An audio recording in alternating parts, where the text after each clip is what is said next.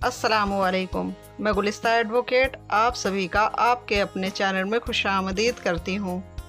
तो आज का हमारा वीडियो का टॉपिक है कि किसी भी न्यायालय या कोर्ट के अंदर आप जज साहब के साथ किस तरीके का व्यवहार करें जिससे आपको अपने मुकदमे में फ़ायदा भी हासिल हो।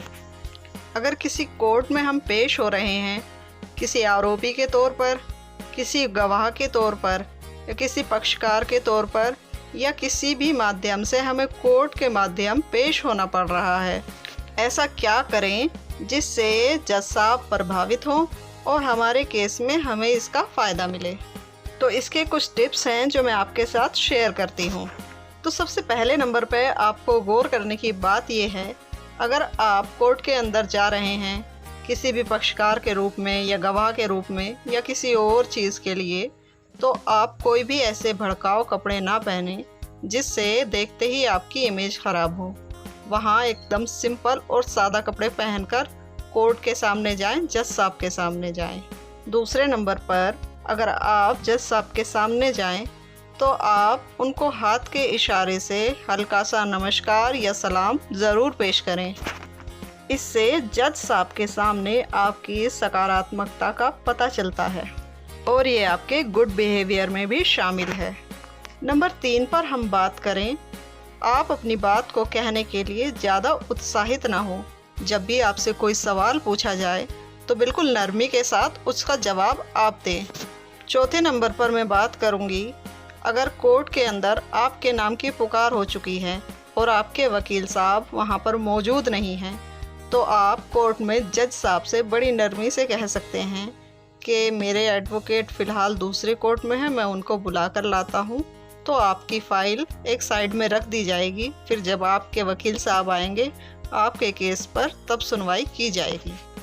नंबर 5 पर अगर बात की जाए तो न्यायालय के अंदर जो पेशकार होते हैं, जो वहाँ के क्लर्क लोग होते हैं, आप उनसे बेवजह उलझे नहीं, किसी भी बात के लिए आर्ग्यूमेंट ना करें।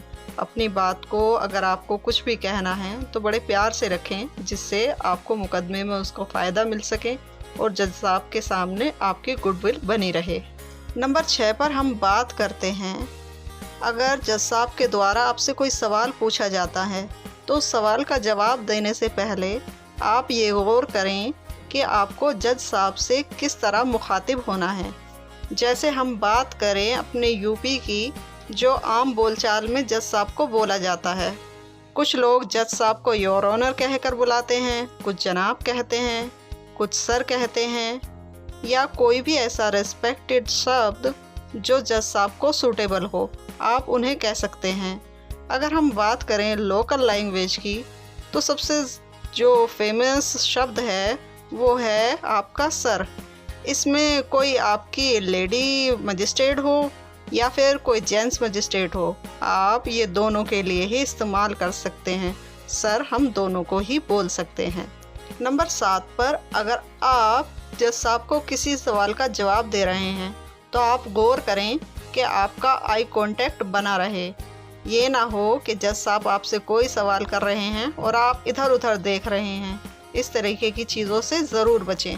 नंबर 8 पर अगर आपको जज साहब की कोई भी बात समझ नहीं आ रही है तो आप डायरेक्ट वे में उनको ना बोलें कि मुझे ये बात बिल्कुल समझ नहीं आई है।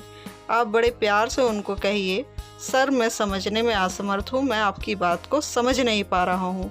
यहाँ आपको अपनी गलती मान लेनी है कि मुझे समझ में नहीं आई है। जज साहब को ये महसूस ना कराएं कि आप बात समझा नहीं पा रहे हैं।